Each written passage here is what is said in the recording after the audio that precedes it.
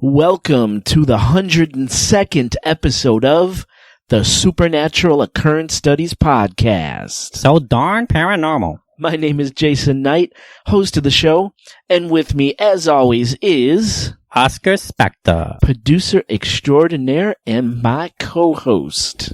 Oh. Well, here we are, 102. 102. What's new with you?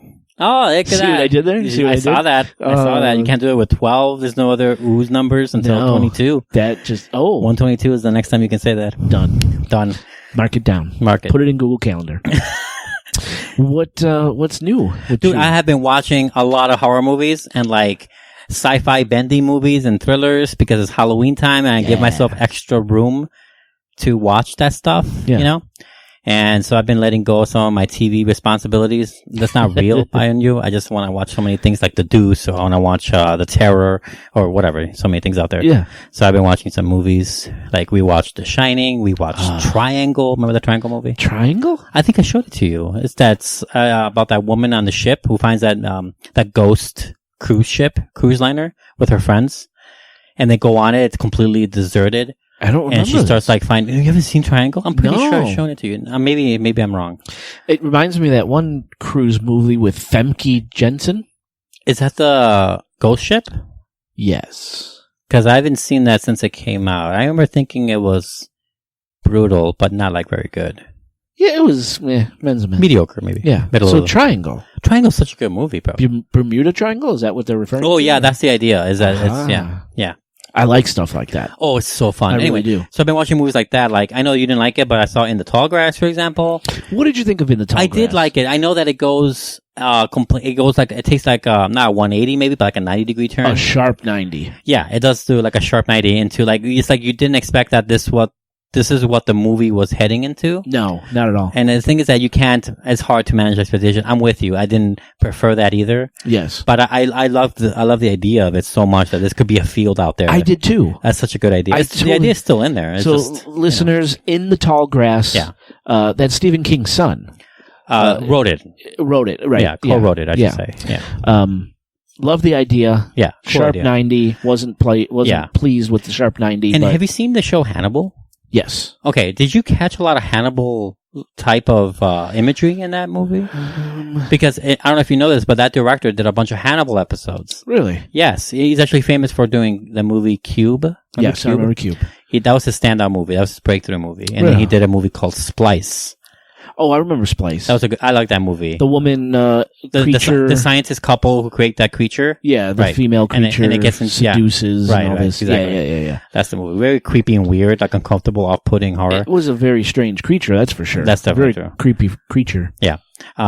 So yeah, he did those movies, and he did a lot of the Hannibal episodes. So I saw a lot of Hannibal in there. Interesting. In the No, movie. I didn't notice. Every time they did a close-up, or they like would show blood in that weird way, that slow motion type thing. Yeah. Hannibal had a lot of that, you know. Ah, So like, that's I don't know. true. It feels like he Cool. mixed in some techniques there. So yeah, I liked the movie, but I was with you. I didn't like love it instantly or anything. Right. But I liked it a lot. I saw Hush again. Hush. Hush is this Netflix movie by this really great director, Mike Flanagan. Check him out, bro. Bro. He's doing the new Dr. Sleep movie. This guy. Oh, The Shining. Hush is the new Shining movie. The new Shining movie. Right? Yeah. Hush is one of his breakout movies too. Came out a few years ago on Netflix. It's a Netflix original, so you can just check it out there. Hush is about this deaf woman who gets one night gets taunted and terrorized by this masked serial killer that's completely taking advantage of the fact that she can't hear anything. No spoilers, right? No, that's the whole premise. Got it. And to see whether or not she makes it out. Cool. Check really out cool. Hush. It's really I mean, hey, it's Halloween. Happy Halloween, by the way. Check it out, guys. So check these movies out. A lot of movies out there. Nice. Others too, but I think that's enough for now. We've been watching Evil. It's on network. Very cool. I'm really enjoying it. Some really creepy things in this TV show. Never heard of it. Oh yeah, I have heard of it. Yeah. Yes, I have. I think it's on like CBS or some. Yes, that's why it took me a while because I don't watch network TV anymore. Yeah, well, right. That's probably the only thing we're watching on the network right now. But it's really good. Really creepy. Ouija boards, possessions, demon kids, all sorts of the whole gamut. All the stuff I love. You know. So we've been watching that. That also reminds me, if your wife is interested, I know she likes Channel Zero. I just checked the other day. Shudder has the new season on there, and I gave you my login info, so you can you can show it to her if she wants. She did like Channel Zero. So if she wants to catch up to the new season, she can watch that whenever. Cool. And they made a new Creep Show. What? You didn't know this? No. It's a new Creep Show original season. What? It's on Shudder only. Really? So now you have an excuse. Oh, I love the original Creep Show. I know. I've been thinking of rewatching it before the Halloween ends. I want to catch up to that again because I've seen I saw it last time when I was a kid. So long ago. Right, yeah, right. For me, anyway. Do you remember the black tar? Vaguely, I remember like images, like those swimmers. Images. I don't remember. Yeah, dude. Oh, I want to see it again. So yeah. Well, I'm definitely gonna have to check out Shudder then. Yeah. Good, cool. Movies, Halloween, creepy. Really plays into tonight's episode. I would say so. Tonight's episode really fucked with me, actually. Anything new with you, by the way? I got a promotion at work. Hey. A fairly large promotion. Look at that. A lot more money, a lot more work. You told me life-changing, Could potentially be life-changing money, yes. Mm-hmm. Lot more work. I pray that I'm going to be able to keep this 2-week schedule for the show. I'm going to do all I can to meet those deadlines, but a lot more work, man. So I'm a little nervous. Yeah. Excited at the same time too. Yeah. So, because it can be life changing. Cool. Not that I have a bad life now, but hey. Hats to you, bro. Thanks, man. Cool. Possibly more travel. Could be the same amount of travel. I have to see, but yeah. So that's new. Yeah. That's new. We had a trunk or treat this evening. Oh yeah, you mentioned this at my son's school. Mm-hmm. First time we've ever done it. I never heard of this before you told me. Yeah, so what it is all these families get together, parents of the kids at the school, and right before Halloween, they go to the school and they decorate the trunks of their cars. And you hand out candy to the kids, right? And people are playing music, and I got really mad because my wife, she's a procrastinator. Oh, I see. She loves waiting until the last minute and then freaking out about, damn it, it's the last minute. What are we going to do, right? So, I travel a lot, right? So I expect information. Ample information. Things are going to, fall into place. Things, it's kind of the agreement we have. So this thing like this is right up my alley. Oh, yeah. This totally looks, I can imagine you doing a Clive Barker theme. Oh, dude. Trunk on there. I'll fucking call me. I'll come over and I'll join you. I'll deck that out with you. So, I wanted to I could have let my freak flag fly in front of all these parents, right? Yeah, like fuck them. Yeah. And that would have been looking at us, our car. But no, Katie waited till the very last minute. And she's like, oh, don't forget, tomorrow's trunk or treat. Tomorrow. Like, everything's good? Everything's set? Yeah, everything's great. Mm-hmm. So I pull up. My wife has a nice big minivan, right? A big new minivan. We're old now. Yeah, no, I get it. We have a minivan. You're old. That's why I was a cruise. And she's like, well, let's just take your car. We'll decorate your trunk. First of all, I'm the only fucking car there. Everyone else has pickups, big-ass trucks. More space for them to be... A lot more things to decorate. A lot more space to decorate, I would say so. So as soon as I pull into that lot, I'm pissed. I'm mad, right? Yeah. I would have a wonderful idea. Then we park... And people have tents coming off of their cars, their trucks, where kids could go into the tents, and there's smoke machines and big blow up things that are glowing and moving.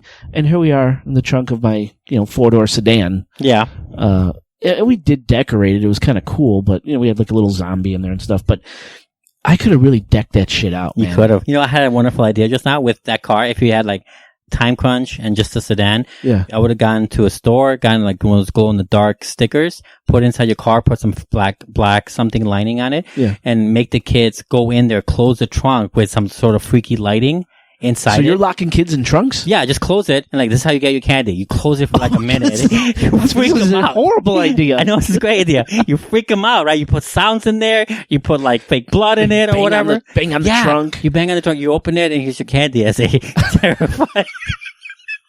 Just throw the fucking kid. Here's your candy, asshole. That will make them remember your car. They would have remembered. So would the police. The police would remember our car. I'm sure they would have. Oh, dude, that's hilarious. That's what I would have done. I was with you with the black light. Yeah. Then you lock them in the trunk. Yeah. What? In the trunk. There's that hard 90. What hard 90? I don't know what you're talking about. That's fun. So yeah, man, it could have been a lot more fun. But so we had that today. Then they had a dance afterwards. Horrible. Oh, just why? Horrible. Because my wife, my daughter, and my son just completely scattered and left me standing there. Oh. With all these kids running around and these parents who all know, because I don't like anybody. I don't want to talk to nobody. Right. So I'm just standing there like an asshole, looking at all these people. I'm like, fuck this. So I left. You left? You just left them? I went back out into the parking lot. Oh, I see. And sat in the parking lot. Oh. Just a horrible That's thing. even sadder, probably. Yeah, so that's happy Halloween. Happy Halloween. The Halloween episode. I just got my last bit of, actually, tomorrow I'm getting my last bit of the disguise. I just need the pants, and that's it. For my costume. Character from the Legion. Marvel movie, Legion. Marvel TV show. Yes. Legion, right. Yes. One more left. Nice. I'm going to look so weird. Are we going to put pictures up? If you want. But that will show our face. Of your costume? Oh, maybe we could pose it a certain way. Or whatever. Yeah. No, that's fine. I'm just worried for you. Speaking of showing your face. Yeah. I'm going to have to say, listeners, definitely check out the outtakes of the show. Oh, yes. That's right. Because those outtakes that we recorded are going to go on this show, correct? Yes. So, listeners, we always kind of mention offhandedly, stick around after the show for outtakes. No. You have to listen to the outtakes of this one. And there's actually going to be YouTube video accompanying these outtakes. That's right. What we did is we walked through, with video, Oscar's 3-year puzzle for Lexi Raven. He brought it all here. Yeah. And we show everything. And Oscar describes everything from soup to nuts, right? Yeah. Beginning to end. Yes. It's really cool. Yeah, I would just say it's almost 3 years. It ranges, like the first gift when I gave it was like 3, oh my God. A little past 2 Christmases ago. So this Christmas would have been the third one. And I planned it right before. So around just shy. Yeah, just shy of 3 years. Something Still, like that, yeah. Bravo, man. So I know we've talked about this puzzle on the show before in bits and pieces, especially in the outtakes. Yeah, that's right. Because you were afraid of Lexi hearing about it, so you hid it in the outtakes. Right. Which is smart. So in case listeners thought you were bullshitting, we got it all on video here. Yep. And you describe everything. So definitely check out the outtakes. Definitely. Hopefully I'll have the YouTube video up by the time this episode comes out, the Monday before Halloween. But if not, just stay tuned. Keep checking YouTube. It'll be up there. For sure. It's a very cool thing. Let's run down some info, and then we'll get into tonight's creepy topic. Yes, let's do. All right. So the easiest way to contact the Supernatural Occurrence Studies podcast is by visiting our website. That's chicagoghostpodcast.com, and then clicking on follow. From there, you get to our Facebook, Instagram, Twitter, YouTube, and of course, Patreon. And speaking of Patreon, for just $5 a month, you could get access to Patreon-only podcast episodes that will not appear in our public podcast feed. It's our way of saying thank you for being a patron and a loyal listener. We've got some great episodes up there so far, some disgusting ones, some cool ones, and there's a lot more to come. Yes. And not only we get Patreon-only content, we have swag that comes along with membership, all sorts of cool stuff. So be sure to check out patreon.com/Supernatural Occurrence Studies Podcast, or just go to chicagoghostpodcast.com, click on follow, and then click on the Patreon icon, and it'll take you right to us. Did I do that okay? More than okay. Nice. Call Chicago area code 872-529-0767. No, that's clearly Lumberton, Washington. Lumberton, Washington. Jesus Christ, Jay, fix your life. Like, what? It's a hop skip from Canada, though, from the Canadian border. If you're curious about this, 872. It's not real. It's Chicago Gold Coast 872-529-0767. Leave us a message. Send us a text. We'll read them. You get a receptionist called Margie. We'll read them and play them on the show. Supernatural Occurrence Studies Podcast. What do you want? Actually, I was thinking of Sally, the character from Twin Peaks. Oh, that's what I was. That's a deep cut. Yeah, I went there. Our email is contact@chicagoghostpodcast.com. We'd love to hear from our listeners, feedback on the show, experiences you might have had. You've seen an alien? You've been abducted? Yeah. Have you caught Bigfoot? Let us know. Contact. Can you imagine catching him? ChicagoGhostPodcast.com. I'd imagine it'd be smelly and itchy if I you would caught imagine him. so. Yeah. Yeah. Twiggy as well, because I imagine little twigs in the fur. Also, they must procreate. Must be more than one. Oh, and if it's just one left, that means that it's most likely dead. What's the lifespan of a Yeti? Fuck, I don't know. I think they're interdimensional. They pop in and out. Oh, wow. They pop in and out of our world. Okay. Yes. Instagram and Twitter, @Chicago Ghosts, @Chicago Ghosts. Facebook is @Chicago Ghost Podcast. Right?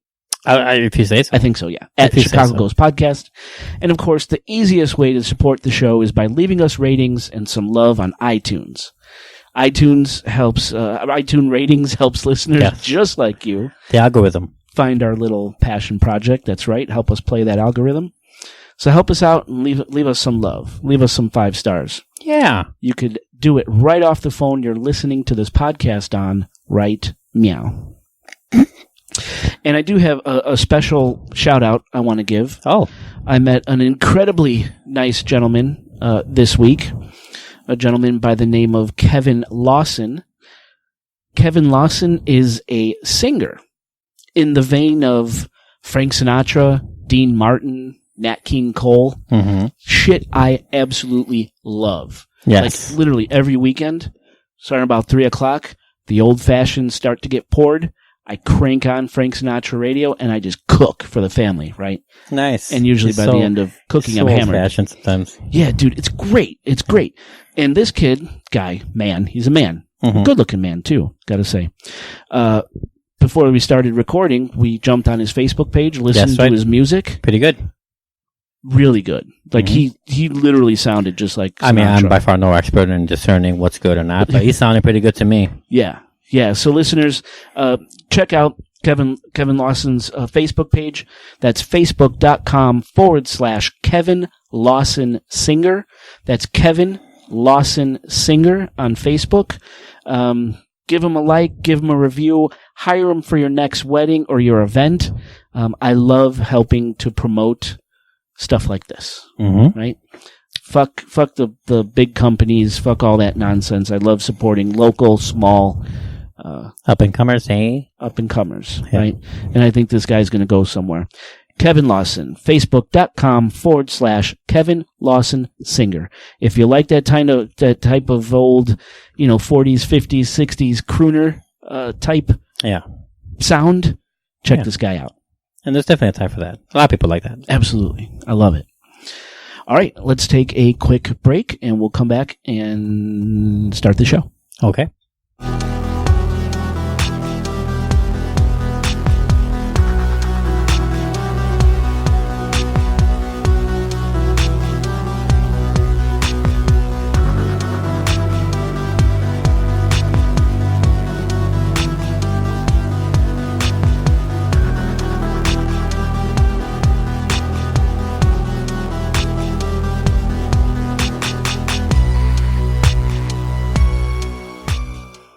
Welcome back to the show.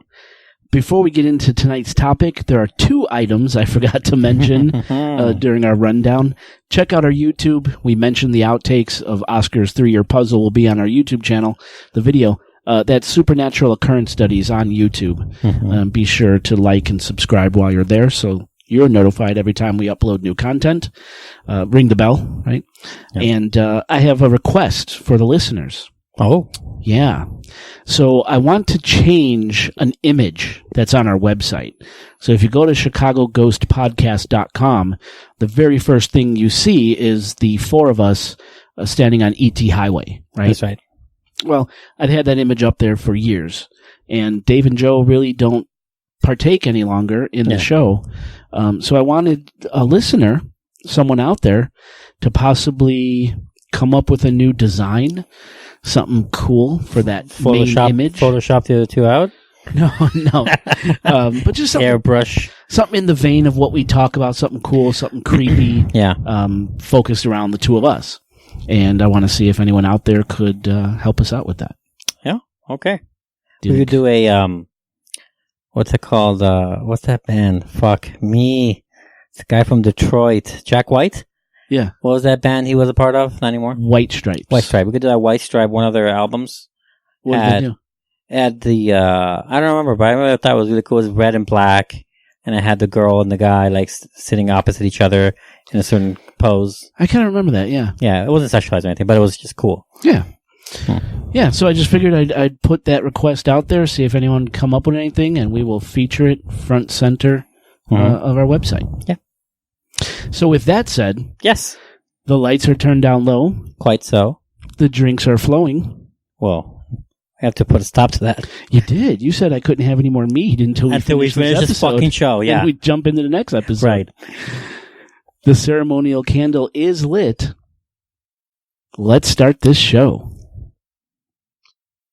Now, for an episode that drops 4 days before Halloween, I thought to myself, what's the one topic, the one thing that is guaranteed to send shivers down the most spines or force listeners to turn on the lights while they're experiencing this episode? I had a few ideas, namely serial killers or aliens, because, frankly, both scare the shit out of me. Oh, wait. Are we doing an episode on Tony Robbins? Oh, my God, Jay. Mr. Banana Hands? About time. About time. I'm already getting the shivers. Well, I got something even worse. Oh? For me, there was one topic, one being, let's say, that kept whispering in my mind in this persistent, gravelly voice saying, me, me, me. And this really happened, and it was in the back of my mind. I would hear this, and I was thinking, which serial killer? How do we tackle the aliens for this episode? And this voice was in the back of my mind saying this. And I ignored it for a few days because, honestly, I feel that opening myself up to this being, in other words, researching it, obsessing over it, going to bed and waking up thinking about it, scripting and re-scripting the story, you know, the OCD shit I go through for every podcast topic. I really thought that taking on this topic would bring unwanted negative side effects into my life. Yet the voice was still there. Me, me, me. And it was the worst when I was trying to stay asleep at night. I'd have these weird dreams over the last 2 weeks, being chased, being attacked, or, and this one really freaked me out, in one dream, I woke up and I was in my house and it was dusk outside, so everything was kind of shadowy, and all the windows and doors in my house were wide open, and it was freezing cold in the house. Like I could see my breath in the dream, right? Right. But the worst part for me, my house was completely empty. My family was nowhere to be found. And as I moved through the house, presumably looking for Katie and the kids, everything was really echoey. Like I was walking in my house, looked exactly like my house, but at the same time, it was kind of like this empty void. Everything I love and feel safe with, home, family, had been reduced to a freezing cold void, kind of wearing the shell of my house. And I could usually wake myself up from a bad dream. I'm a lucid dreamer, always have been. But in this dream, I couldn't wake myself up. I had to go along for the ride.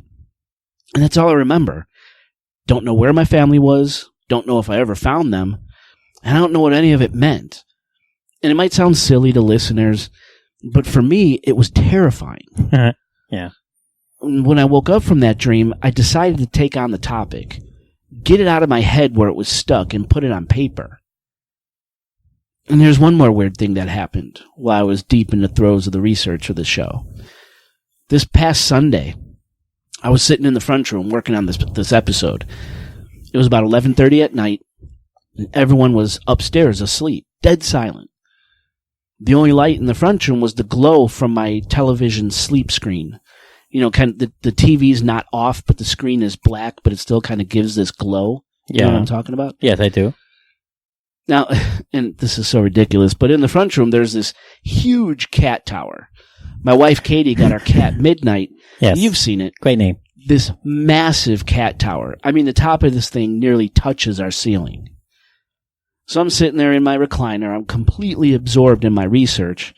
When all of a sudden this fucking cat comes tearing ass out of the kitchen. Mm-hmm. It flies up the cat tower to the highest point, and it sits up there, and it starts staring at the ceiling, and it's meowing and hissing at the ceiling, and it's darting its head all over the place back and forth, looking around the ceiling as if something threatening was there. And I'll tell you, it freaked me out so bad, I slapped my laptop shut, ran upstairs, and crawled in bed next to Katie. Left the TV on and everything. It sounds like one of those found footage horror movies you went through. Dude, it freaked me out bad. And I don't know what that was, but it told me that, yes, I'm on the right track for this episode. Right. At least as far as the creep factor is concerned. And I'll tell you, even as I was working on the script for this episode, as recently as tonight, if I accidentally capitalized the word devil as I was typing, I immediately had to change it. I couldn't let that capital word sit. Even though linguists disagree about whether or not the word devil should be capitalized, I was always taught only God gets capitalized, because capitalizing devil puts him on the same playing field as God. And he's not. To me, anyway. For me, that's how deep-rooted this shit is. Good old Catholic guilt. Yeah, I mean, I remember feeling that before I abstained from that whole thing. I don't think of it that way anymore, But I would capitalize both, or none. Or none. Or right. none. Yeah. I would say one or the other, or one or both. Or none or both, sorry. I meant to say that. So you were raised Catholic, right? You're Hispanic. I mean, quite, yeah. I would assume most Hispanics are Catholic. Most of them are, 90%, I think. But you're not any longer, correct? Not really, no. Gotcha. Okay. So, that creepy shit aside, for this Halloween episode of the Supernatural Occurrence Studies podcast, we've decided to tackle the biggest, scariest villain of them all. Old Scratch, the ancient serpent deceiver, the nemesis of man, God's adversary, the archfiend, Morningstar, Lucifer, Satan, all different names for the same thing, the devil. Now, I'm sure listeners out there, there's listeners out there who really think they know their shit when it comes to this topic. And I'm already assuming we're going to piss off someone with what we're going to say tonight, what we're going to talk about. Yeah, because off the bat, it kind of tends to put people in a place like, of whether or not they believe. Like, it's like forcing them, like, well, I have to believe in this for it to make sense to me or for me to care. But a lot of this stuff is also quite historical. We're going to get into it. It is, yes. So it's there regardless, because of history and what people believed back then. Yes. And, a lot of it, I think, is the cognitive dissonance thing. I'm sure we're going to get what you're saying goes against what I believe or what I've read, so fuck you, you're wrong. That kind of response. Right. And I'm sure we'll get it, and that's okay. There are listeners out there, I'm sure, who have read the books about the ancient religions. They've read the modern religious texts. They've digested different versions of the Bible, watched every YouTube video available. They really think they know their shit when it comes to this topic, right? Mm-hmm. But at the end of the day, let me ask you this. What's absolutely correct? On which quote-unquote religion are you basing your information and beliefs? What texts? What version of the Bible? Old Testament or New? Yeah. Are you citing monotheistic beliefs or polytheistic beliefs? Catholic beliefs? Islamic beliefs? Judeo beliefs? Greek, Roman, Egyptian, Norse? Zoroastrian? All the belief systems I just mentioned either had or have extremely deep-rooted, strong religious beliefs. They all have a god, some of them many gods, and they all had or have an evil that could wreak havoc on humanity. So, which story is the correct story? And that's a rhetorical question, because the point is, when it comes to God, gods, religion, and the devil, no one knows with 100% certainty what's right and what's wrong. It's all based on a person's faith and belief structure. Faith and belief, whatever that is to you, is deeply instilled in us by our parents, who were indoctrinated by their parents, and so on and so on. And all of our handed down beliefs are made even stronger, more solidified by church and community. Now, please understand, when I say church, I mean whatever church is to you. For me, church is the Holy Roman Catholic Church. To you, it might be the Shinto Church, or the Orthodox Church, or a coven of witches. I got a best friend who's a Norse pagan. To me, in this context, his quote-unquote church would be something they call a kindred. Did you say an oven of witches? No, a coven. What movie is that from? I don't know. 4 Rooms. Is it 4 Rooms? An oven? Oh. Sorry. Great movie. Yeah. So I have a best friend who's a Norse pagan. To me, in this context, his church would be something they call a kindred. In this context, when I say church, I'm referring to an organized body putting forth doctrine or propagating existing doctrine that binds people together, and doctrine that communities hold dear. And I think this is a pretty rational way to explain why we believe what we believe. This idea of hand-me-down beliefs, church, and community. So again, going on that idea of why we believe what we believe, who could really say with 100% certainty what's right and what's wrong? But people will try. Again, cognitive dissonance, right? Sorry for my little soapbox. Now that we got that out of the way, let's get back to the star of the show. Yeah. The devil. Now, I believe, and I'm sure most agree, that the image we have of the devil today, in modern times, comes from 3 main sources. The Bible, literary works, and Hollywood. Mm-hmm. You agree? I would agree. Okay. Well, let's start with the devil as depicted in the Bible. For this episode, and here I'm sure we're going to piss people off, I chose to use the King James Version of the Bible. So does Scorsese. Did he really? Is that what he used? In The Last Temptation of Christ. Really? Mm-hmm. Nice. Great movie. Yes. So I chose to use the King James version of the Bible, not bourbon, for 3 reasons. Bourbon. 1, the King James Bible is a widely used version among Catholics. And according to figures put forth by the Vatican, there are approximately 1.3 billion Catholics worldwide. By far, the religion with the highest population. So it makes sense to use a text used by the largest religious group. The second reason I chose this version of the Bible is that most scholars agree that the King James Bible is the version written using the most original manuscripts in Hebrew and Greek. So it's seen as kind of being straight from the source, right? And the third reason I've chosen it is because the King James Version is the version I'm most familiar with. Right. Having studied this version both in high school... You go with what you know. And in college, exactly. Go with what you know. Yeah, I would too. And again, right here is where we'll probably get a lot of disagreement, as there have literally been countless versions of the Christian Bible translated over the centuries. But that's the version I chose for this story. Deal with it. Now, Christians... And so, I'm lumping Christians and Catholics together because, let's be honest with each other. They're really the same damn thing with very minor differences. Yeah.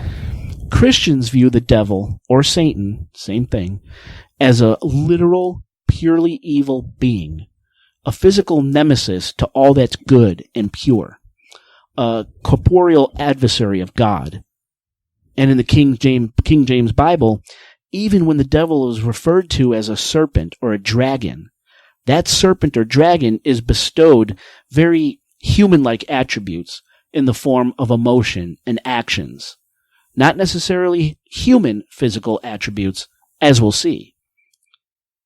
Yet Christians, hell, most of the world's population sees the devil as having 2 arms and 2 legs with hooves instead of feet, a torso, a head, and a mustachioed mouth that spews evil. We all picture him with horns atop his head, large leathery wings on his back, and a pointy tail coming from his backside. Like Baphomet? Kind of like Baphomet. Yeah. And he's typically reddish in color. And we're going to talk about all this because nowhere in the King James Bible or in any Christian Bible is the devil ever described like this. Yet this is how we all see him. Now, I want to read a few passages from the King James Bible so you could hear how the devil or Satan is depicted. By my count, Satan is mentioned 56 times in the King James Bible, and the devil is mentioned 4 times, though both are the same being. Yes. So, this first reference is kind of long, but it gives a great example of the devil as an intelligent, physical being. Book of Revelation, chapter 12, verse 9 through 12. And it's a quote. "And the great dragon was cast out, that old serpent called the devil and Satan, which deceiveth the whole world.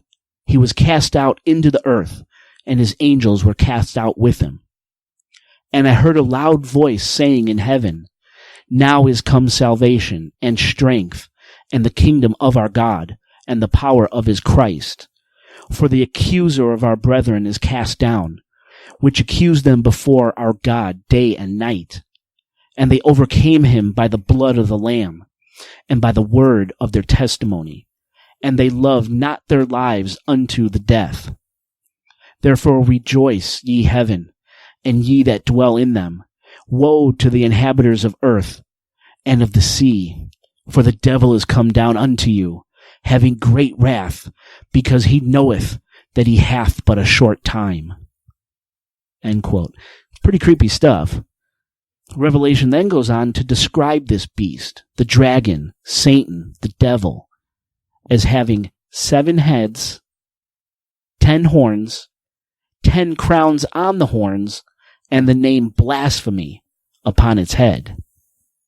It was like a leopard, Revelation says, with feet like the feet of a bear, and had a mouth like a lion. This thing is definitely not human. Now, a couple of things here. The devil is called a dragon and a serpent, even though, obviously, that's not human. Notice the traits the beast is given. It's called a deceiver, a uniquely human trait, I'd say. It's also called an accuser, certainly a human trait. And it's described as having wrath, and it's cognizant of its time on earth. Without question, both wrath and the understanding of time are human qualities. So here we have this great evil beast with very human emotional characteristics, but no human physical characteristics. Strange. Then where does the man-like image of the devil come from? The one I described earlier that we all see in our heads when the word devil is mentioned. And we'll see here in a bit where that comes from. But first, I want to take a quick side trip and look at the symbology found in the description of Revelation's dragon. Of course, there are many interpretations of the symbolism, but the one I've always thought felt right has the dragon's 7 heads symbolizing 7 terrible kings or emperors of Rome, where Emperor Nero Caesar, who severely persecuted Christians, is the 6th head, who scholars believe could have been alive when John of Patmos was writing the book of Revelations. So Nero was the 6th head, who was likely still alive when Revelation was being penned, and 5 of the other heads symbolize emperors who had already fallen. That's Julius Augustus, Tiberius, Caligula, and Claudius.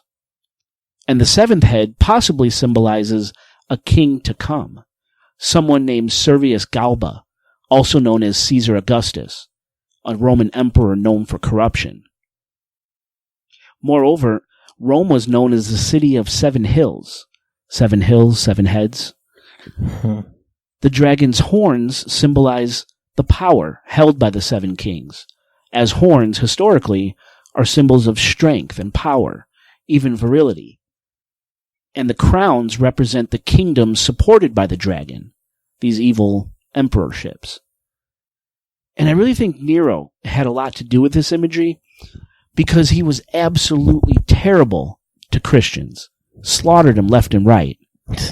And later in Revelations, the reader is asked to calculate the number of the beast, for the number is that of a man, and his number is 666. Now in Greek, the name Nero Caesar translates to Neron Caesar, which, when translated into Hebrew, and each letter in Hebrew given a certain Latin numerical value, Nero Caesar, aka Neron Caesar, in Latin, numerical values totaled up, ready for this, equal 666, 666. So, in Revelation, 666, the mark of the beast, is believed to be a direct reference to Emperor Nero. I think this is Paul of Patmos throwing shade at Nero for being such a wondrous asshole to Christians. It's kind of like John of Patmos' version of political satire. Yeah, it's like a dig. Interesting. Yeah, dig. Okay, went off the rails there a little bit, a little tangent. Here's another reference to the devil from the King James Bible. This one is from Peter chapter 5, verse 8. Quote, "Be sober, be vigilant, because your adversary, the devil, as a roaring lion walketh about, seeking whom he may devour," end quote.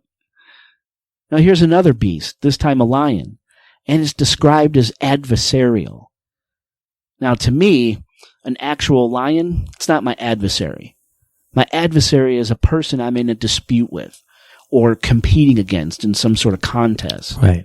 It's another human trait placed onto the devil acting as a lion. This one's from John chapter 8, verse 44. Quote, "Ye are of your father the devil, and the lusts of your father ye will do. He was a murderer from the beginning, and abode not in the truth, because there is no truth in him.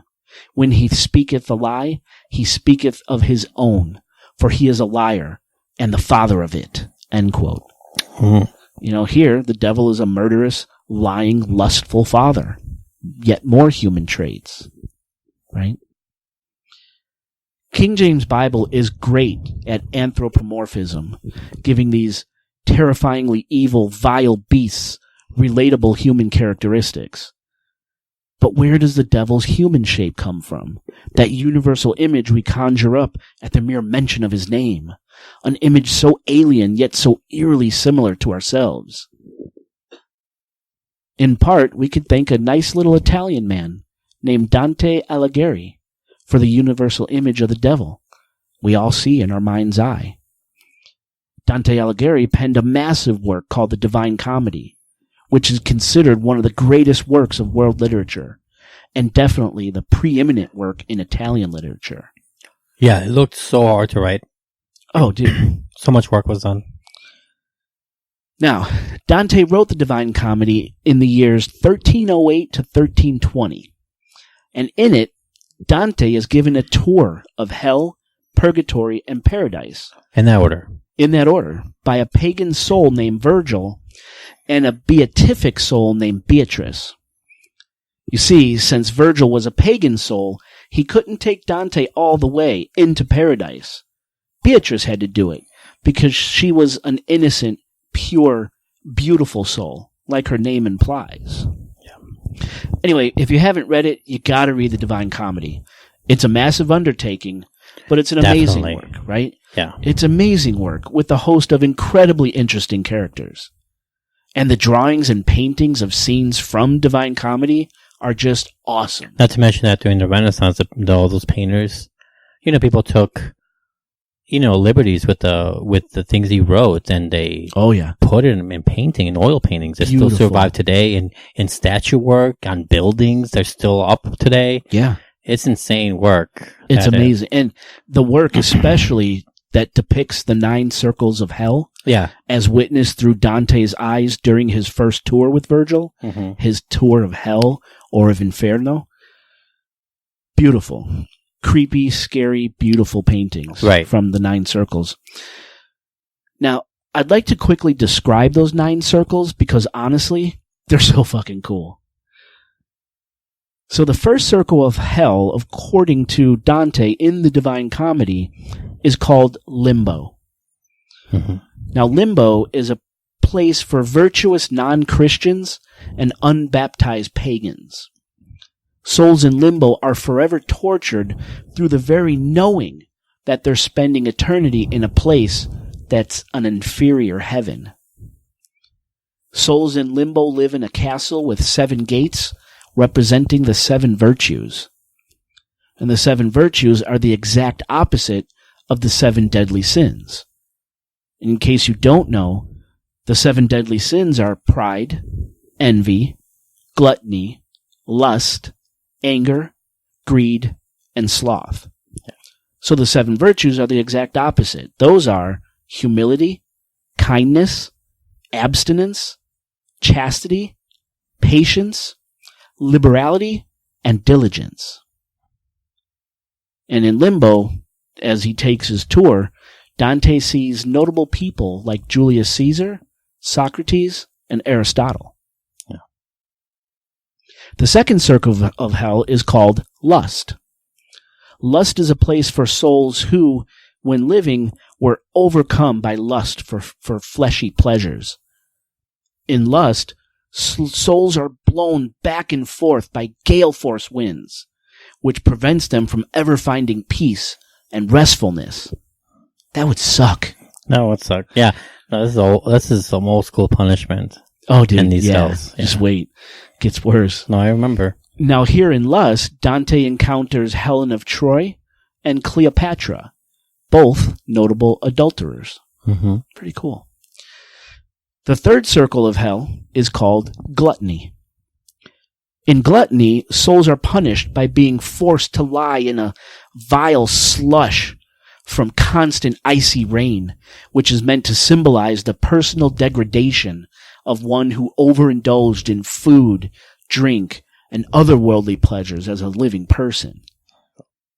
And the gluttons lying in the icy filth are unable to see other gluttons laying right next to them, which is meant to symbolize selfishness when the soul was living. Yeah.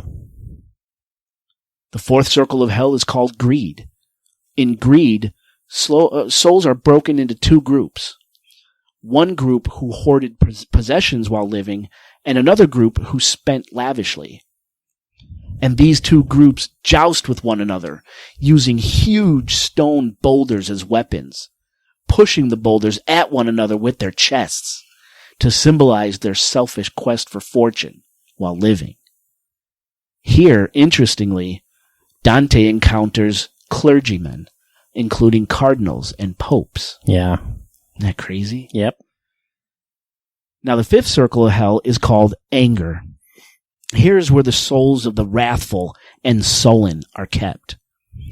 The wrathful are forced to fight each other for eternity on top of the river Styx, the waterway between earth and the underworld, while the sullen are found forever gurgling beneath the river Styx, sort of in a state of constant drowning. That's worse. Yeah, this is where the term drowning in sorrow comes from. We're getting deeper.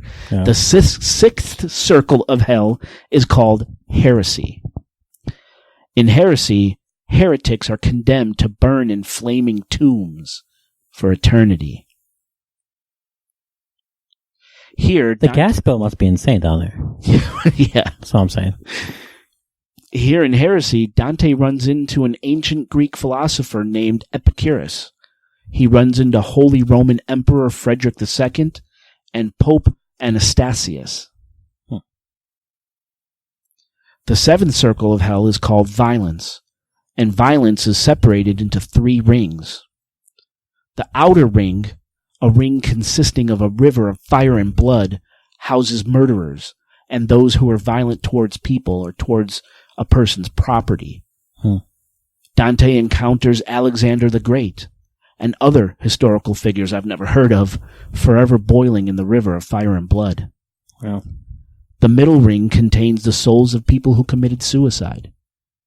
Here, the souls have been turned into trees and bushes that are forever fed upon by harpies. And the 3rd circle, the inner ring, holds the souls of blasphemers and sodomites, those who like anal, Yeah, basically. And they're resting in a desert of burning sand, and they're rained upon by flaming rain. Dude, gnarly. We're almost there. The 8th circle of hell is called fraud. Now, this circle's complex, and I'll do my best. Yeah. Fraud is broken into 10 stony ditches with bridges connecting the ditches, okay? In the first ditch, Dante sees souls of panderers and seducers. In the second ditch, he sees souls of flatterers. The third ditch is for those accused of simony, or those accused of buying and selling ecclesiastical privileges, like pardons and benefices. Wow, a lot of government workers then. Yeah. In the fourth ditch are the souls of sorcerers and false prophets. The fifth ditch is for corrupt politicians. Wow. There's your politicians. There you go. The sixth ditch is for hypocrites. Ditch 7 is for thieves. 8 is for divisive souls. 9 is for alchemists and perjurers. And ditch 10 is for counterfeits. Wow. Like con men? Probably like con men. Yeah. I'm thinking that. I don't think people that's a who good make call. fake money. I was thinking, what do they mean by counterfeits? That's a Right. good point. Con men. Now, the 9th circle of hell, it's the worst. It's called treachery. The 9th circle of hell is broken into another 4 circles. And each circle is named after a historic perpetrator of a certain type of crime. And each circle is arranged according to the severity of the sin, with the innermost circle being the absolute worst. And each soul within the circles are frozen in an icy lake, and the depths at which they are frozen, again, varies according to the severity of their sins. Wow. You with me on that? Yep. All right. The first circle in the 9th circle of hell is called Cana, named after Cain, who was guilty of killing his brother, Abel. And the souls in this first circle are damned for betraying others over money. The second circle in the 9th circle of hell is called Antenora, named after Antenor of Troy, who was a political counselor during the Trojan War, and who was seen as a traitor, a betrayer. So this circle was reserved for souls who have betrayed their political parties. The third circle is called Ptolemy, after Ptolemy, an ancient astronomer, geographer, and mathematician. It's said that Ptolemy once murdered a visitor to his home, so this circle is for souls who have betrayed a friend or a guest. Do you remember guest rights from Game of Thrones? I was just thinking That's that. exactly I was what just going to go yeah. there. You stole the words. And finally, the 4th circle of hell is called Judaica, after Judas Iscariot, the apostle who betrayed Jesus. Right. And the circle as a whole represents betrayal. Here lies the souls of those who have betrayed best friends and loved ones. Their bodies twisted into awful frozen positions as part of their eternal punishment, forever kept from the light. So think about that. Betrayal of a loved one is worse than murder, sodomy, right, political corruption, right? It's crazy how the hierarchy of sin. Well, yeah, at least depicted here, right? Mm-hmm. Now, it's also in the 9th circle of hell where the devil, or Satan, is imprisoned in the center of the 4th circle, in the center of the frozen lake. And Satan, the devil, is frozen up to his chest. Now, the devil, according to Dante, is depicted as having massive wings that beat and flap constantly as he tries to escape the frozen lake in order to escape hell. But his beating wings cause a terrible icy wind to whip through all 9 circles of hell and causes the lake in which the devil is prisoner to constantly freeze over. So the devil is constantly trapped by his attempts to escape. How fucking terrible would that be? Yeah, and he's half frozen just so he could keep attempting and torture everyone else. Exactly. Dante describes this devil as being huge, incredibly tall, with 6 wings and 3 faces, and each mouth on each face is chewing a historical sinner. Judas, Marcus Brutus, and Gaius Longinus. Judas, of course, is the one who betrayed Jesus. Marcus Brutus is the one who killed Julius Caesar. Et tu, Brutus? Right? Well, a bunch of people killed him, but yeah, he was the first. Well, right. So right. Gaius Longinus is brother-in-law to Marcus Brutus, who's also involved in the assassination of Julius Caesar. So these are the 3 guys that the 3 faces of Dante's devil, Satan, are chewing, tearing up. Okay. It's funny how the history just changes all of that too. So much fun. Anyway. Yeah. Now, Dante's description of the devil having 3 faces isn't very human, of course, but it's the artist's rendition of the devil frozen in the lake that has really stuck in people's minds. In art, Dante's devil has large wings, but he's also depicted as having huge, muscular human arms, a muscular human torso, massive muscular human legs, and very human emotion on his face, almost contemplative or sorrowful, and in some paintings, even fearful. These images of Dante's devil, combined with the Bible's very human traits given to the devil, is what I believe leads to today's prevailing views of what the devil looks like and how he behaves. Yeah, Night at Bald Mountain. Yeah, this kind of human, evil, nasty seducer, you know? Yeah. Now, there is another literary work I should mention, incredibly popular, which also helps heavily personify the devil, and that's John Milton's Paradise Lost. Have you ever read Paradise Lost, Oscar? I believe I have tried. Right, me and too. Failed. Yeah, I'm sad to say that I failed. I am not a literary, well, I'm not saying scholar. I don't have to be a scholar, but as much as I am a fan of literature and I do like to read, do like to do that, man, I can't. It is challenging. Yeah. Now, published in 1667, Paradise Lost concentrates on the biblical story of the fall of man. In other words, the temptation of Adam and Eve by the fallen angel, Satan. In Paradise Lost, Satan, Lucifer, the devil, same thing, has very humanly the devil proclaims, quote, better to reign in hell than serve in heaven, end quote. Classic saying. Right. He's described as cunning, arrogant, persuasive, and charismatic. Milton also describes Satan as having sympathetic qualities, too.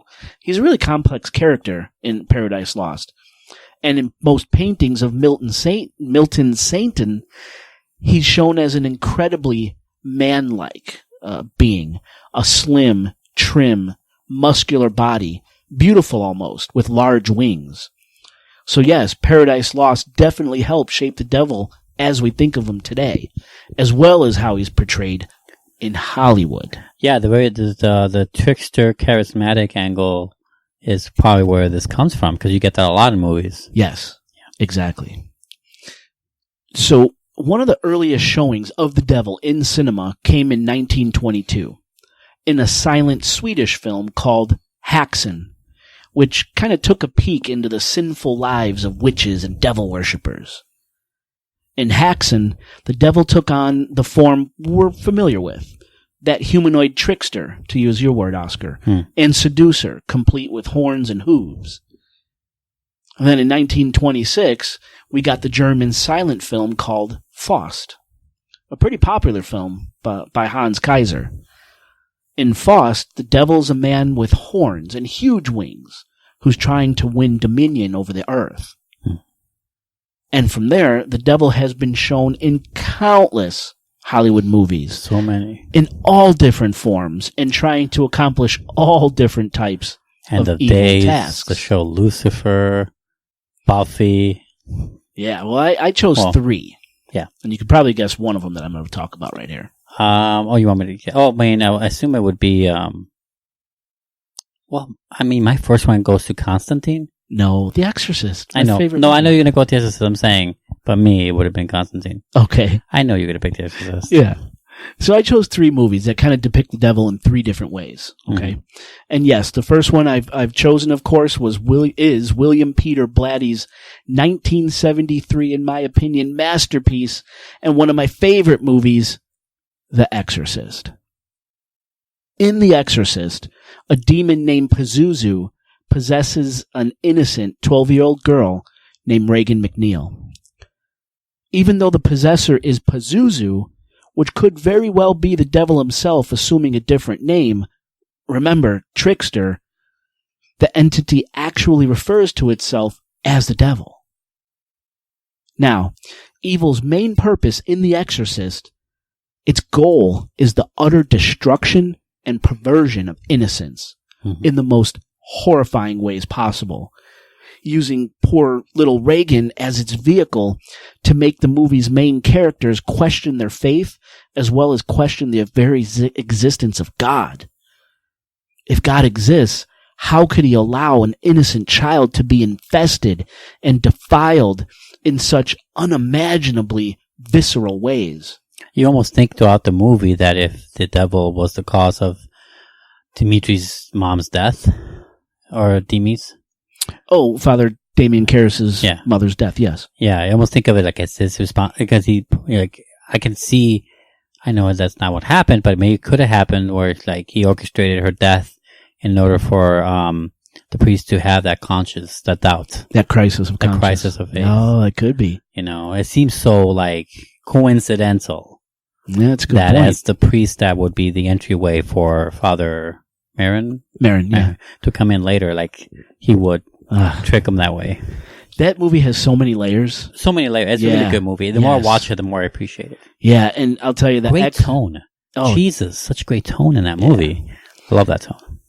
The Exorcist is incredibly effective at shoving the audience into the very bowels of indecency. It's a heretic. I totally scared of that movie. All in the name of the devil. Mm-hmm.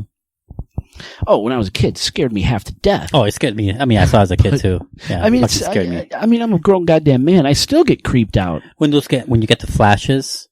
When he's coming up the subway over the homeless guy's face. Yeah. Oh, it's so good. Oh, dude.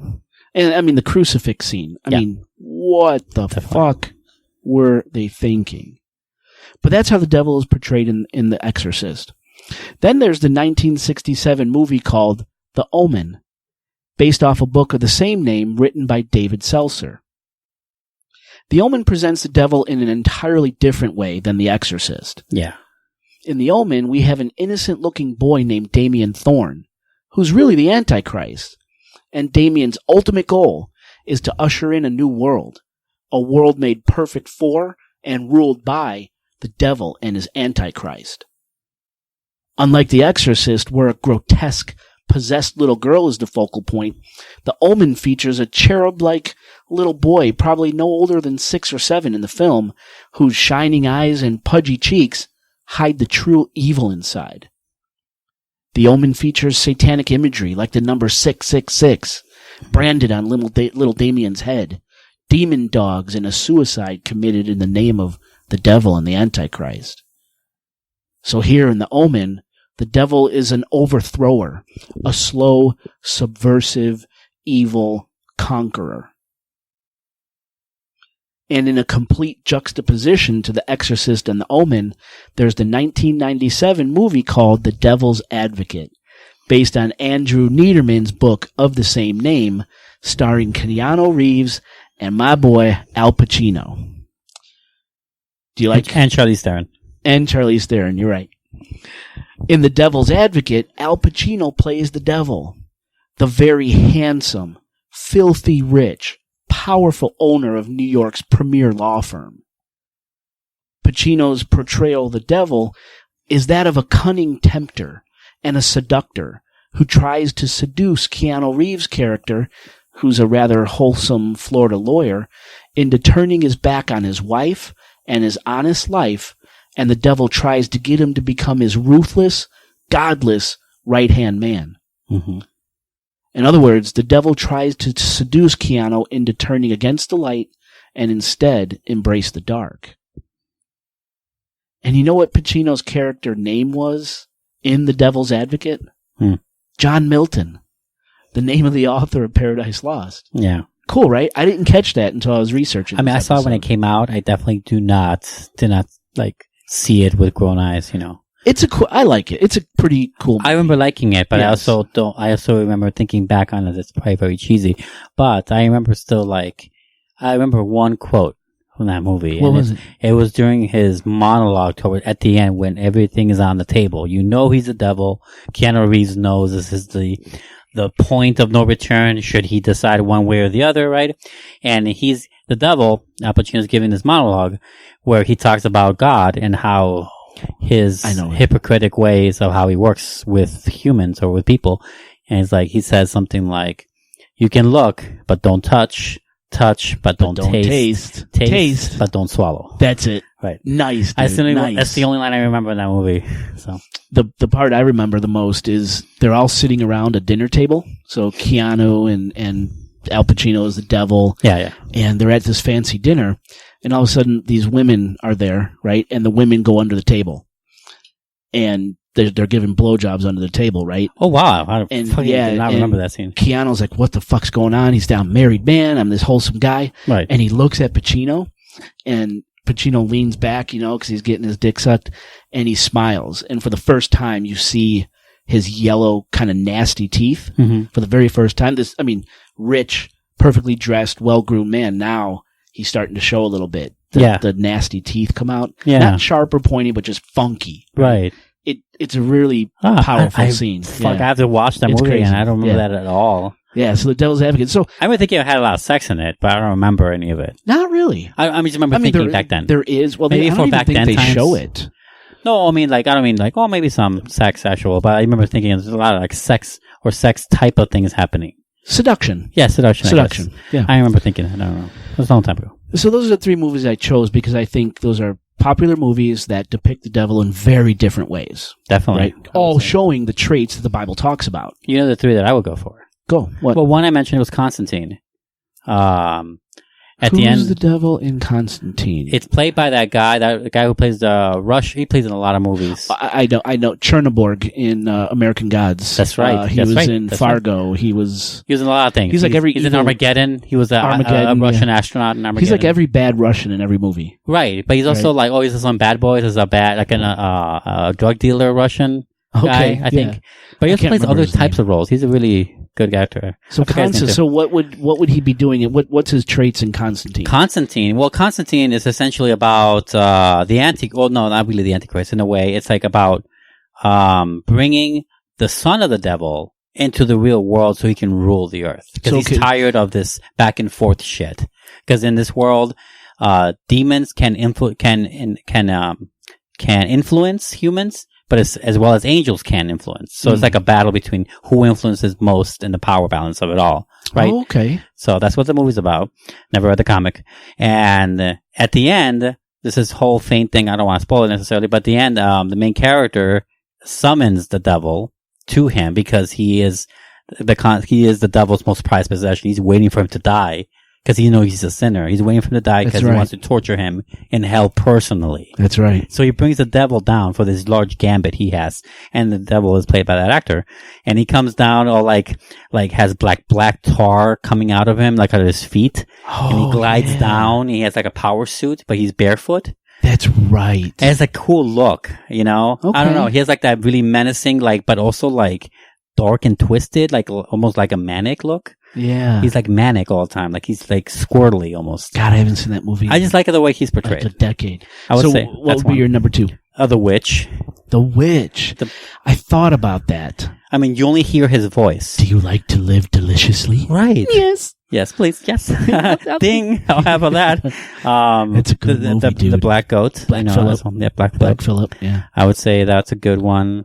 What would be my third? I don't know, man. Those are the two I thought of. Okay. Think of that. I don't know. Third? I'm trying not to distract myself and trying to think of something. I did like the End of Days devil because I like the devil that just switches bodies when he wants. Oh, okay. Based on if he's a sinner, you could switch to that body, and it was Gabriel Byrne for that movie, a lot, but he switched off again whenever he wanted to. I like that a lot. Like his influence can just transfer to different humans or human hosts. That was kind of cool. Nice. I like that a lot. But, so much to choose from. Yeah, there's a lot. Yeah, there's a lot. Yeah, those two are the first two that I thought of. Cool. Yeah. So far we've talked about the devil and his Christian origins, right? We've talked about how he's depicted in the King James Bible, in the Divine Comedy, in Paradise Lost, and in Hollywood. We've talked about what he looks like and what he acts like. We've even taken some dark side roads into Revelation symbolism and the 9 circles of hell. Now you need to understand that Christianity is not the only Abrahamic religion to recognize the devil. Islam and Judaism also designate good, evil, black-white traits to a devil being. And I use the term devil being because the other 2 Abrahamic religions, Islam and Judaism, refer to the devil differently. But he's still there, lurking. In Islam, the devil being is called Iblis, a being, presumably an angel, that rebelled against God and hates man.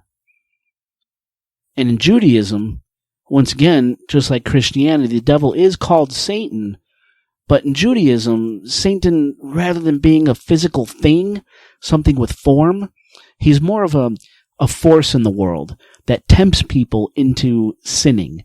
He's an illusory obstacle that gets in the way of man doing good and behaving righteously. In Zoroastrianism, which predates Christianity and is the oldest monotheistic religion there is, which is actually still practiced today. Wow. Yeah. They have an adversary named Ahriman. This primordial desert spirit who is referred to as the demon of all demons and the personification of evil. Definitely their version of our devil. I've heard of that name before. Ahriman? I can't think of where, though. Yeah. But yeah. Well, he's the Zoroastrianists. What region of the world is that? I think Middle East. Middle East, okay. Mm-hmm. Yep. And when it comes to ancient pagan religions, there really isn't a singular all-evil physical being that's out to devour our souls and damn humanity to a place of fire and brimstone. Instead, the gods that belong to the Greek pantheon, the Roman pantheon, the Egyptian pantheon, and the Norse pantheon, they all had their own jobs to do, and they all had the capacity to harbor both the light and darkness inside of them. A much different idea than the one evil being or force, like what's found in the Abrahamic religions. In the pagan pantheons, all gods are capable of good and evil. In Rome, the closest thing to an adversary or the devil could possibly be Pluto, maybe, as he was the Roman god of the underworld. He just wasn't necessarily evil, like the other adversaries we've talked about. In Egypt, there was Set, or Seth. Yeah, that's one I know. Yeah, the god of chaos, fire, deserts, trickery, storms, envy, disorder, violence, and foreign oppressors. Wow, that last one's a gut punch. Right. Foreign oppressors, guys. Set is described as having a human body with a stiff fork-like tail and the head of some unknown beast. Set's beastly head looks a bit like a jackal. Its ears are very long and stand upright. Its nose is long and tapers almost like that of an anteater. Very strange. In Greece, there was Hades, or Hades, Zeus's brother and king of the underworld. Yeah. A stern, unyielding god whose presence was not welcomed by gods or men. And in the Norse pantheon, their adversary would likely be Loki, who's an antagonist for sure, and definitely a trickster, who's described as speaking out of both sides of his mouth, truth and lies at the same time. Loki is sometimes seen as the enemy of the gods, and the god of fire. So that could be a devil-like character, right? Yeah, I would say so. Also in Norse mythology, there's the Jotun, giant giant-sized adversaries to the gods with the capabilities to destroy the world. Again, this adversarial thing tells me that's likely the Jotun could be another adversary, another devil-like being to the Norse. Even the idea of sin changes depending on what you read and what you believe. Remember, the idea of sin and evil are human constructs, right? Is a lion evil because it hunts and kills and devours an antelope? No, of course not. That lion's being lion. It doesn't see killing as evil, it's survival. So what then is sin? I'd say sin is something we do that takes away our grace or innocence, or something that pushes us away from God, whatever God. And again, for this context, let's keep that definition loose. Theoretically, losing grace could be a true blood Satanist committing an act of kindness. Wouldn't that be losing grace just with the devil instead of God? Sin is a construct of man. In Christianity, we can't even agree on which sin is the absolute worst. The unforgivable sin. Is it doing evil deeds in God's name? Is it blaspheming the Holy Spirit? Is it murder? We don't even know. Eating meat on a Friday? Yeah, eating meat on a Friday. What we do know, hands down, however, is that in Norse mythology, the absolute worst sin you could commit is breaking an oath. The oath breaker is someone who is unforgivable. In Judaism, the worst sins are called avons. Here's a fun fact. Judaism doesn't even use the word sin. Instead, there are chets, which are missed opportunities to be righteous.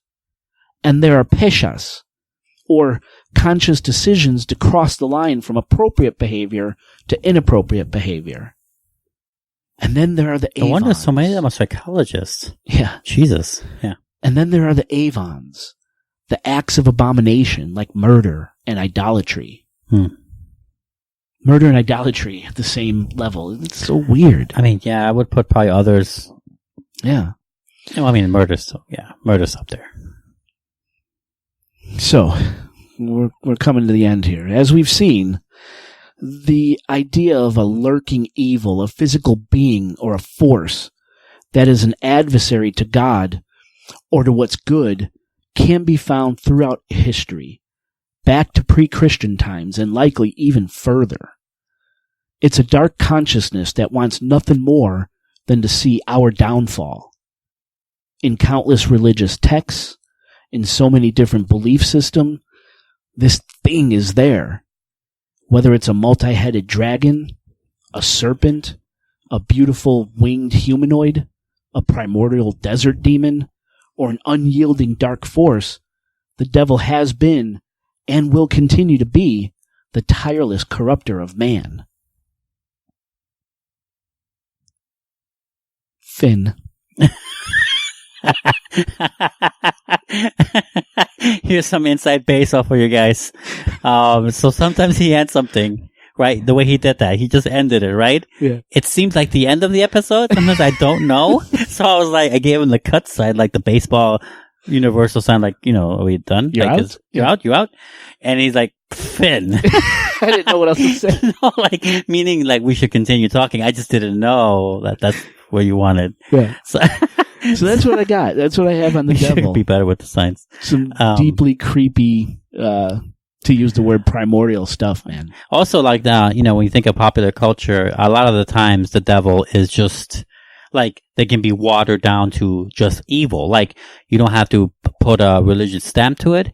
For example, you think of The Fifth Element, where the ball of evil in space is literally all it wants to do is destroy everything. So that's the force. It's just the force of evil. Force. Right. That's no name to it. It corrupts people and that's it. Wow. Right? And you think of Lord Sauron from Lord of the Rings, just pure evil. Yeah. Doesn't have an ounce of good in it. Darth Vader. Well, no. Well, not Darth Vader. No. But, he has an actual backstory. He actually, takes it all back. Can we edit that out? No, I think... Sorry. I mean, I was trying to get in your flow, man. I know, but Darth Vader I don't think qualifies. Right, maybe his master, the other guy, the old senator, whatever. Fuck, I'm not a Star Wars geek. That dude, the old dude. I wasn't thinking that, but yeah. Anyway, there are things like that out there that are like personifications of what the devil is seen as from a lot of these religions, probably especially the bigger ones. Yeah. And that can make sense. Like it's a cutscene to that. It's like a hop skip in a way to that, you know? Yeah. Or, God forbid you think of the Final Destinations, right? The death itself, killing everything, right? Yeah. Killing you, whatever it takes, you know? So many ways. Yeah. I had the freaky encounters aside, I learned a lot researching this episode. Yes. You know? Did you enjoy it? I did enjoy it. It's a nice little, it's historical. I like the history stuff. I like to think about, I would like to read up on that older one. Zoroastrianism. Yeah, Zoroastrianism. Yeah, very cool. Their god is it's still being practiced. Pre-Christian, it's still being practiced. Mm-hmm. Is Ahura Mazda. That sounds so familiar. Is their god, because remember they're monotheistic. Well, think of Ahura. What was it? Ahura High in Game of Thrones. Azor High. Relor or Lower. What was the god? The fire. That was Watch. I said in Spanish. Relor. Don't hate yourself. What was the Game of Thrones fire god? Relor, wasn't it? I think so. Yeah. Not sure. That all that imagery and the words and stuff from Game of Thrones comes from a lot of it from Zoroastrianism. All right. I mean, when it comes to that particular god, that particular Melisandre god, and all that. Right. But yeah, Mazda, actually, the car company, named it Mazda after Ahura Mazda, the god from Zoroastrianism. Are you kidding? Yeah, this all good, all great, peaceful, whatever god. Yeah. They thought they were going to bring good luck to their car company by naming it Mazda. And now everyone just does drugs in them. That was kind of interesting. Drugs and bodies, yeah. Just takes drugs and Mazdas. That's all I've ever done in a Mazda. So stuff like that, learn. And really getting into the 9 circles of hell and understand. I always knew they exist, or they were in the Divine Comedy. Yeah. But really getting into what each one was and what each sinner did to get there and what the punishment was, that was super cool. You want to hear something kind of personal and weird? Yeah. About me is that I used to, so I read, or I should say, I read and then took a lot of time between reading because it's just so hard for me at the time. It's still pretty hard today, actually, to read Dante's trilogy. Yeah, it's still kind of hard. It's very hard. I've been thinking of going back to it again, in my age, see what I feel about it. Maybe it's an audiobook, honestly. I'm not sure yet. But point is that I was thinking, anyway, I read it first time, was Inferno, and it was around high school era. And I used to doodle a lot. And I would try to doodle, an outline, a bird's eye view of the different circles of hell. Yeah. And I would doodle that in my notebooks all the time. Cool. Yeah, and it was stupid and whatever. Sometimes I would shade it in, try to color it, and try to go in there and shit. Yeah. But I am not. I'm at best a good doodler, and that's it. I used to do caricatures, but nothing ever beyond that. Yeah. But I would just do it all the time, and that story reminded me of that. Well, if listeners, I would highly encourage them to go out and just Google image Dante's 9 Circles of Hell. Yeah, there's a lot of art out there. That art is just. I want a massive couple feet by couple feet framed picture of this. I would like one because it is. There's so many versions that you can have. There's so many types of topographical maps that you can make fun of or play with. Yeah. You could look at one of those geographical survey type maps, and you can make the hells that way. That would look kind of cool, or you could go just extra detailed on a zoomed in version of it, maybe, or or a bird's eye view, like I said earlier, or so many different ways you can interpret that. Absolutely, that'd be kind of cool. Or I've seen maps where they draw the line of his journey of where he went, through all the circles. I've seen that kind of map before. I don't know where though. But yeah, just Google it, listeners. You'll have a lot of fun with the imagery. Definitely. Comedy. The people are creative out there, especially way back then. You think of that. What's it? Hieronymus Bosch, I think, did something about that. I don't know. I know he painted end of the world stuff. Nice. He was insane about that. But I think one of them was about that stuff. That's cool. Yeah, I love shit like that. So much shit out there.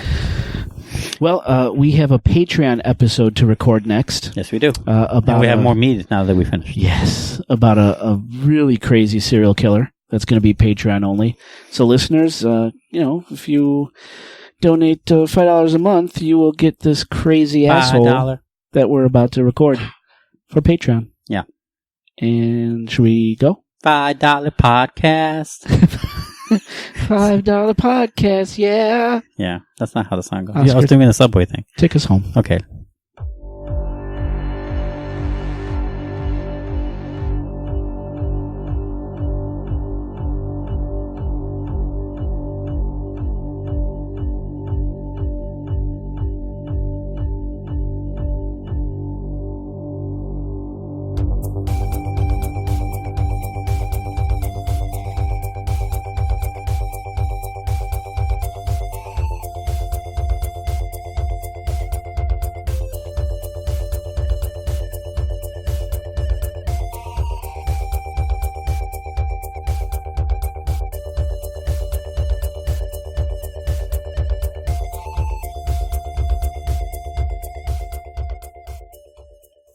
All right.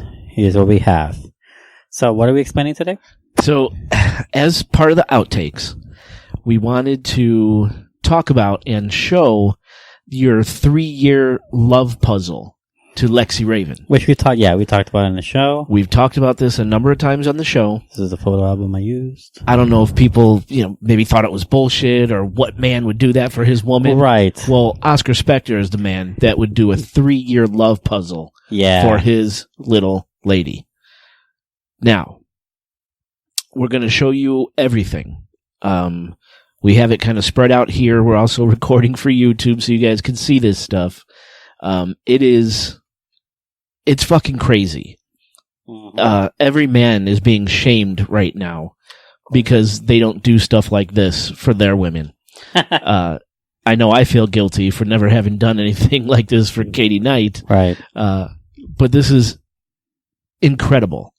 So just give us a little brief backstory just to catch people up if they haven't heard this before.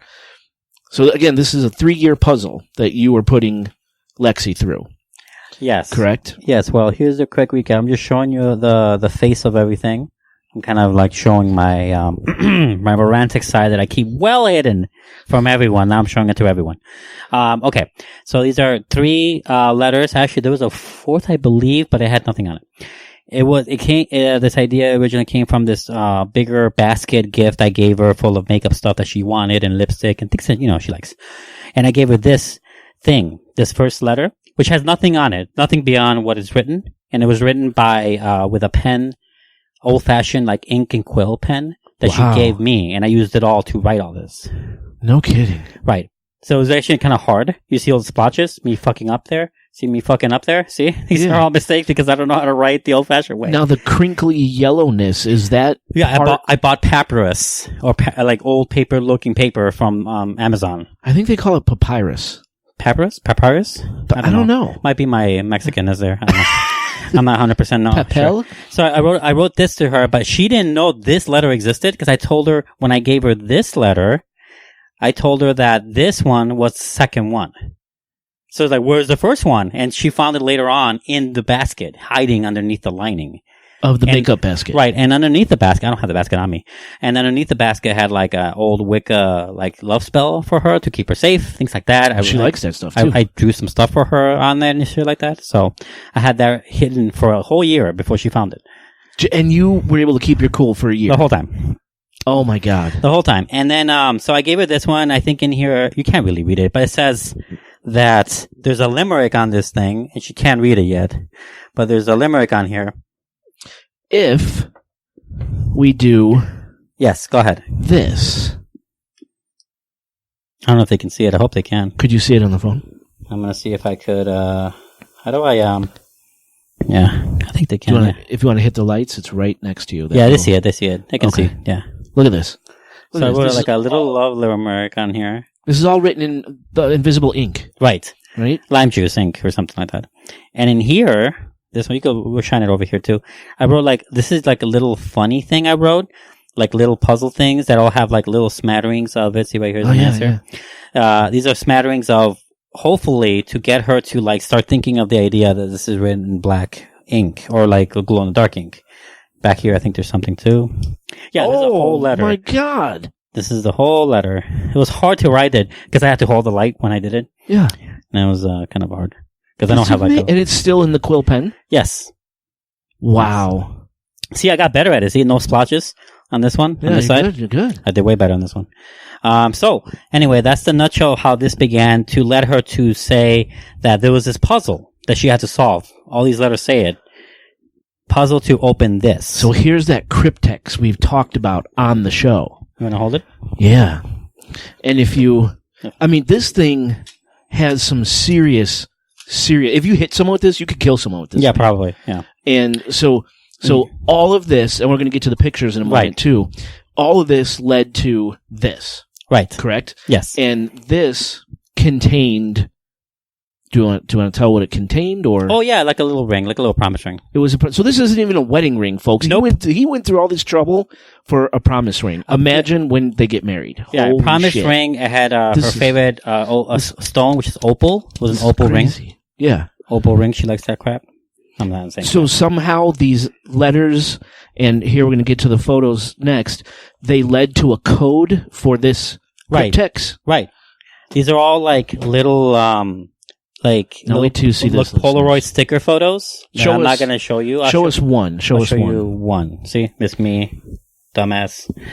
That's me. This is one of the pictures. None of them are naked or anything, but just embarrassing. Okay. And I wrote here first, and then 22 later. Watch last. this, guys. Watch this. What? Look at the dedication this guy went through. Look at this. I don't know if this is dedication, love, or insanity. I don't know what it is, but it's incredible. Look at this. Yep.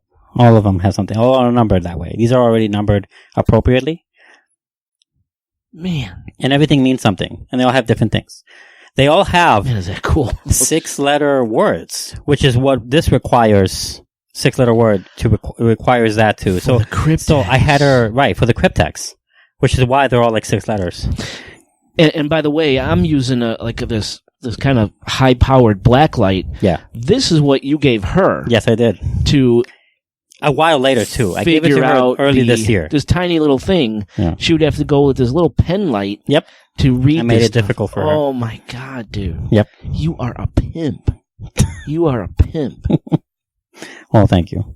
Anyway, so I did all this, and so the actual puzzle, how it's solved. Use the big one for this. Big one. Yep, yeah, got the it. Big one for this. Got it. So the way it worked is that if you look at the ones that are not blue, so the red ones. Oh my! It's color coded too. Yeah, it's color coded. Oh my. Okay, so that looks blue to me. That's maybe? Blue. Yeah, that's blue. Or that's more blue right there. No, that's blue. That's still blue. Right here, this one. See right there? So, these are pink. Yeah. Or red. Pink, red. So the ones that are pink red are the actual things to lead her to the word. The word right now, I'll just tell you right now, is divine. So the word to open the cryptex is divine. Was divine, yeah. So through all of this stuff, right, she had to figure out the word divine. The way you figure it out is that if you go back to up here, these two right here, see the number? It says lovely and it has a number on it. What number is it? 4? 4. And this one is what? 5. Yeah. So those will include that's the D and the E and divine. And over here, see it has 2. Nature, and up at this one, for some reason, it has 2 words in one photograph, and it's number 9. Yeah. That's for the eyes. The 2 eyes in divine. See? How do you spell divine? D-I-V-I-N-E. Okay. Right? So that's 2 eyes, right? Uh-huh. And this one over here, the zenith over here. 14, down here. Oh, yeah, that one too. Oh, okay, there's zenith. Yeah. Well, yeah, that will be for the V, right? And up here is for the N. And that spells out divine. So she would write all this down on if 0 is, if 1 is A, and you go all the way down to 22, right, to Z, or 24 to Z, then you would know which picture is what alphabet. And that's how she can spell divine. You know? Now, it was like a simple thing, but yeah. She could not figure this out. So did she, so I guess the big question is, did she Well, I'm showing you this divine? Because she did figure it out, but she figured it out by just randomly. She just put that word in there. Are you serious? Yeah, she did. Were you pissed? No, I definitely did not expect that. But she was saw all these, and they're kind of synonyms for that. She was like, what's the one word that he hasn't put in here that would be positive the way this is, or mostly is? And she was able to figured it out just by that. So in a way, you led her to the word. Yeah, it still took her 3 years, but yeah. 3 years. Yeah. And you kept your composure for 3 years. Yep. I would have lasted probably 2 days. 2 days? No joke. I would have lasted 2 days. If I would have known that ring was, or the first, what was in the basket again? In the lining of the basket? The first love letter? The first letter. If I would have known that was sitting there and I walked past it more than 3 times in 2 days, I would have said, what the fuck is wrong with you? Why don't you look at things? Anyway, I think... Now, okay, so just to backtrack a little bit, what did the pictures mean? I know you don't want to show all the pictures because some of them are really no, the pictures were just a cute thing. So I gave her, for her birthday, I think this was, I don't remember anymore, because I gave it to her for different things. One of these letters was for Valentine's Day, one of them was for Christmas, or birthday, or anniversary. Wow. All a combination of events over the past 3 years, so it's not back-to-back either. I skipped one. I'll skip Valentine's this year, and I'll give it to her on... things like that. Yeah, yeah. So, the pictures were one of the last things I gave her. I gave her the pictures and this last because to tell her that, okay, you have I told her when I gave her this that you have everything you need to solve it now. Wow. And there should be no excuse. I said that So I guess the ultimate question then is, what was her reaction when she finally got to unlock this bad boy? Well, she didn't solve it like in front of me. She solved it at home. Oh. Right? So I wasn't like with her, but she immediately FaceTimed me and was like freaking out and was telling me like, I figured it out. Like, how did you figure it out? How did you know the alphabet? Like, no, I just guessed the word. I'm like, oh, come on. You know. Did she like the ring? Yeah, of course she did. She's wearing it now. Awesome. Yeah, as far as I know. I'm speechless with all this. I mean, one, genius to figure it out. Two, the fact that you were able to keep your composure. And three, just doing this for somebody. Sometimes I almost told her, and she can't stop asking questions. She's so bad. She wants to know so bad. She keeps asking me all the time. Wow. All the time she kept asking me. Are you going to do this again? Oh yeah, just different, you know. Good for you, man. Yep. Keep love alive. Keep it interesting. Yeah, so it's I think that's all I have though. Yeah, I don't have the basket. So yeah, anyway. And there we go, listeners. We promised we would show them, so this is showing them. He wasn't bullshitting. He really did all this work. Hmm? Good for you, man. Proud of you. Oh, thank you. But the podcast is still going if you want to keep talking. Yeah. I don't think I want to ruin what we just did with frivolous outtakes. Frivolous outtakes? So you want to get into the show? I know you're the outtake wizard. No, this one's pretty easy. I would never tell you what to do with outtakes, but I think you leave this one alone. Yeah, I would say so too. This is the outtakes, because that is incredible. Thank you.